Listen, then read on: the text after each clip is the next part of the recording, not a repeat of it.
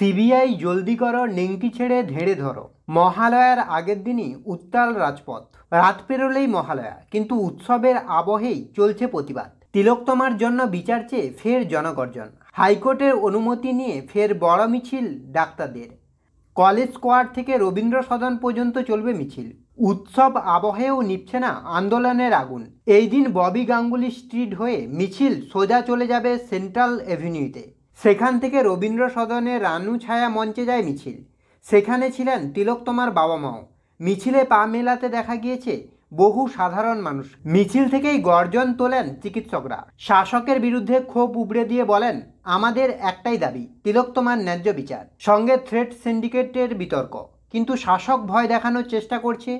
Junior চিকিৎসকদের আন্দোলন করার অধিকার আছে। শাসক দলের সাংসদ বিধায়করা মানুষদের প্ররোচনা করছে। সুপ্রিম কোর্টে জুনিয়র চিকিৎসকদের নিরাপত্তা দেওয়ার কথা বলছে, কিন্তু শাসক নিরাপত্তায় ব্যর্থ। মিছিল থেকে আরও কয়েকজন বলেন, আজ 53তম দিনেও আমাদের রাস্তায় নামতে হচ্ছে।